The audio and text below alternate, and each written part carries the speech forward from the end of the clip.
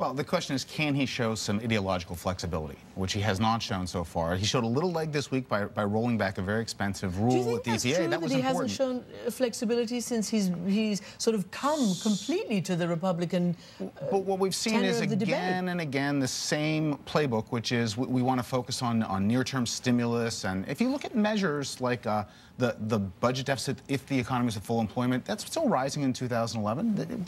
That playbook's been in place. It's not working. It didn't work in the 60s and 70s when we tried again and again to use stimulus to fine-tune the economy. So he needs to go to a different playbook, which says we have to have a fundamental change toward a growth philosophy. We need to have some permanent changes like a lower corporate rate, tax-free repatriations for our business community. And he actually does have to show some respect for the business community. He needs small, medium, and large businesses not to be the target of sort of class warfare rhetoric, but to be the focus of his policies. Paul talked about how basically, in his opinion, we've been focusing on the wrong problem, that it's deficit instead of jobs. And certainly the Wall Street Journal this week on Friday talked about how so much of this cut doesn't just cut programs, it cuts people. So a lot of people who've been laid off from their jobs it will is a result you, but of Paul this. and I will continue to disagree about No, this. it doesn't shock me. But is there a certain amount of responsibility also to be taken for not focusing on jobs and just on cutting? They're not mutually exclusive.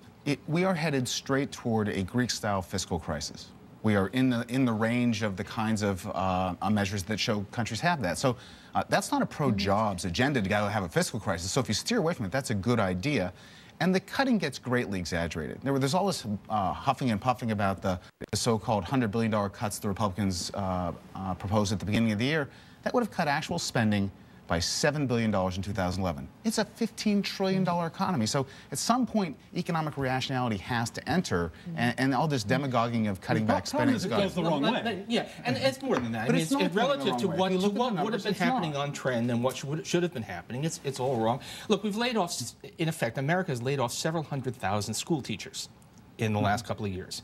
That's crazy, right? First of all, education is a priority. Second, we're cutting jobs that we need at a time when we need to be creating more jobs, when we need to be, these are real things. If you look at, I actually just did these numbers, if you look at actual governments buying things as opposed to things like food stamps, but actual government purchases of goods and services, in a normal year that rises by around $50 billion a year. Over the past year, it's fallen by $60 billion. That, again, is crazy. That's a major drag on the economy. And I can't believe, Doug is saying we need to stop talking about short-term stimulus.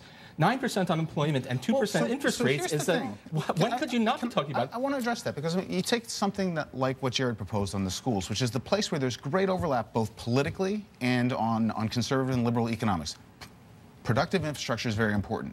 Having prettier schools at the end of a big spending program makes no American worker more productive. So if you want to do infrastructure, do it on productive infrastructure. That would get support. But apparently